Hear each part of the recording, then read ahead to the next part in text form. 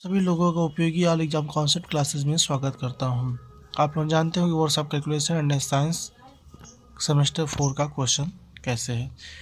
इतना टाइम नहीं है कि हम बैठ के सॉल्व करें, परंतु आपको हम इतना आइडिया कर सकते हैं कि हम धीरे धीरे कुछ फार्मूले आपको लिखवा देंगे, जिससे आपको मदद मिलेगा क्वेश्चन सॉल्व करने के लिए। आते हैं, ज़्यादा देरी नहीं करते, क्वेश्चन पे आते हैं। जैसे क्वेश्चन पढ़ेंगे तो पहला क्वेश्चन देखेंगे, लिखा हुआ है कि एक लकड़ी की मेज जिसका व्यास 1.4 मीटर लिखा हो, उसका सरफेस एरिया निकालना है। तो आप एरिया का फार्मूला था पाई आर स्क्वायर, इसके थ्रू निकालेंगे तो इसका आंसर आ जाएगा 1.54 मीटर स्क्वायर आ जाएगा। अगला क्वेश्चन पढ़ने जाते हैं। कोण के पृष्ठतम वक्र सतह का क्षेत्रफल निकालना है सी से।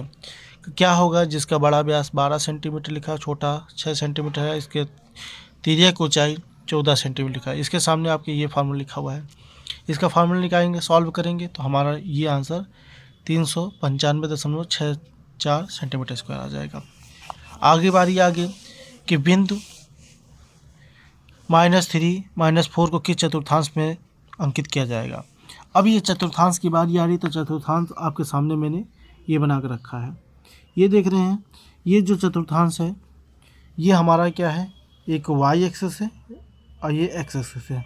इधर जाते हैं तो प्लस में ये भी रहेगा, प्लस में ये भी रहेगा। इधर जाएंगे तो माइनस में ये रहेगा, ये भी माइनस में रहेगा। तो यहाँ माइनस माइनस बोल रहा है, तो ये हमारा वो पॉइंट हमारा यहाँ पे आएगा। तो ये है तृतीय चतुर्थांश में हमारा आ जाएगा। इसका आंसर ये हो जाएगा। अगले बार ये आ गई कि क्वेश्चन ये दिया हुआ है कि बिंदु a बराबर 2,8 दिया, b बराबर -3,3 दिया और c बराबर 2,3 दिया, किस चतुर्थांश में अंकित किया जाता है। तो इसको हम लोग फर्स्ट और सेकंड चतुर्थांश में अंकित किया जा सकता है। अगला क्वेश्चन ये दिया हुआ है, इसे बोलते हैं डाटा एंटरप्रेन्योर। इसका क्वेश्चन देखिए, यदि अशोक 8% वार्षिक दर से इतने रुपये जमा करता है तो साल के अनुसार समान ब्याज और समय संबंधी टेबल क्या होगा। टेबलर क्वेश्चन है। ये देखिए लिखा हुआ है, ईयर लिखा हुआ है, इंटरेस्ट लिखा हुआ है 1/80, 2 एक 2 साल में 1600, 3 साल में 2400, 4 साल में 3200 और 5 साल में 4000। अब इसमें देख रहे हैं कि निश्चित बढ़ रहा है। इसमें 800 हो गया, 1600 हो गया, 2400 हो गया, 8 साल बढ़ रहा है। और सब ऑप्शन में देखोगे तो निश्चित नहीं बढ़ रहा है। अगला क्वेश्चन आते हैं हम लोग पढ़ने। यदि किसी व्यक्ति ने 5,000 रुपये में एक साइकिल खरीदी तो 2 वर्ष बाद उसे 600 रुपये कम में बेचेगा, तो कुल हानि क्या होगी। तो हानि, यहाँ पे आपको क्वेश्चन क्या रखना है, हानि। तो यहाँ पे दिया हुआ है, हानि का फार्मूला क्या हो जाएगा, हानि कितनी 600 अपॉन 5,000 और गुणे 100 कर दें तो 12% आ जाएगा आंसर। ठीक है, 12%।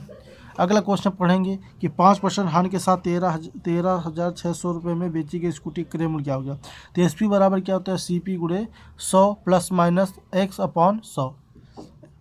प्लस माइनस, अगर लाभ हो रहा है तो प्लस लगाएंगे, अगर हानि हो रहा है तो माइनस लगाएंगे। ठीक है, इसको सॉल्व करेंगे तो 16,000 आंसर आ जाएगा। ठीक है, आगे बढ़ते हैं।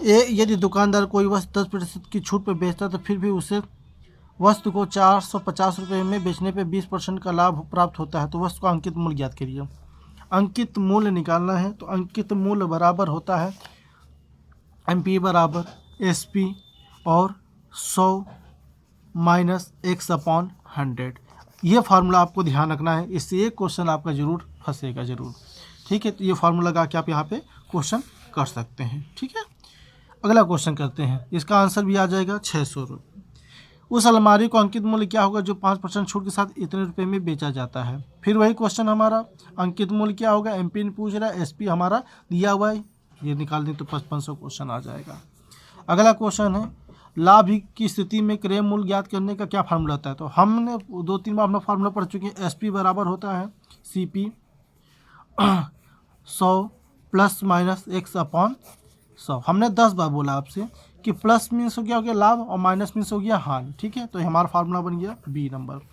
यदि 35 किलोग्राम वाली बॉडी को स्थिर गति के साथ क्षैतिज अवस्था में एक समतल सतह पर चलाने के लिए 30 न्यूटन बल की आवश्यकता है, गुड्स क्या होगा फार्मूला।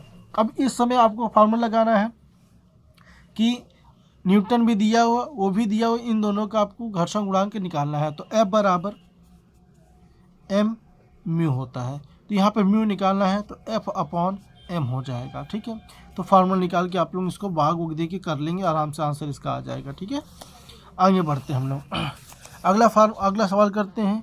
लिखा हुआ है यदि एक 600 किलोग्राम भार का 30 डिग्री तिरछे प्लेन पर रखा जाता है तो समान प्रतिक्रिया नॉर्मल रिएक्शन निकालना है। फिर वही क्वेश्चन है, नॉर्मल रिएक्शन का फार्मूला क्या होता है। यहाँ पे घटक की बारी आ गई है तो इसका भी आंसर हमारे क्या था 519.6 kg आ जाएगा। फिर क्वेश्चन आ गया, एक 100 किलोग्राम द्रव्यमान वाले गतिमान पिंड की क्षैतिज प्लेन में 100 मीटर की दूरी पर तय करने में कितना कार्य संपन्न हो गया यदि बॉडी प्लेन के बीच घर्षण गुणांक इतना दिया हुआ है। फिर फार्मूला जो मैंने पीछे बताया है उसी के हिसाब से आपको कर लेना है। अगला क्वेश्चन करते हैं। लिखा हुआ है एक 1250 टन के रेलवे वैगन को भार उठाने के लिए कितने बल की आवश्यकता है, वैगन और रेलवे गुणांक। फिर वही क्वेश्चन, इसका गुणा कर देंगे वही आंसर आ जाएगा हमारे पास। ठीक, अगला क्वेश्चन करने चलते हैं। ऐसे ही क्वेश्चन आपको पेपर में आएगा लगभग। यदि समान बल 1.2 किलो न्यूटन, शाफ्ट का व्यास 16 mm तथा घर्षण गुणांक 0.03 तो है तो Nm में घर्षण बल का मान बताइए। तो इसका भी हम सेम उसी तरह फार्मूला करेंगे, 1.08 न्यूटन मीटर आ जाएगा। अगला क्वेश्चन करते हैं, यदि एक तरल 2 मीटर स्क्वायर के क्षेत्रफल पर 100 न्यूटन पर बल डालता है तो दाब क्या होगा। फिर दाब बराबर फार्मूला क्या होता है, P बराबर F/A। तो इसको भी हम सॉल्व करेंगे तो इतना हमारा 50 न्यूटन मीटर स्क्वायर आंसर आ जाएगा। अगला क्वेश्चन करने चलते हैं। यदि 5 मीटर क्यूब और 2 किलोग्राम पर सेंटीमीटर को गैस के तापमान स्थिर रख के लिए 1 kg पर सेंटीमीटर से दाब तक घटाया जाए तो गैस का आयतन क्या होगा। बढ़िया क्वेश्चन है, ये भी क्वेश्चन आप कर लोगे। ठीक है, ठीक, आगे बढ़ते हैं हम लोग। घिसर के प्रतिरोध को बढ़ाने के लिए कौन से ऊष्मा उत्पाद को प्रयोग में लाया जाता है, हार्डलिंग का प्रयोग किया जाता है।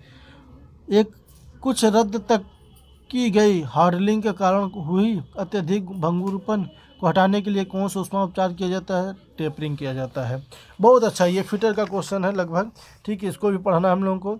एक फार्मूला है, यदि P और Q दो बल 60 डिग्री कोण पर झुके हुए हैं तो इनका परमाणिक फार्मूला। तो ये फार्मूला हमेशा ध्यान रखना, R बराबर √P² + Q² 2PQ cos 60। ठीक है, इससे सॉल्व करेंगे तो 66.37 न्यूटन आ जाएगा। अगला क्वेश्चन करते हैं हम लोग।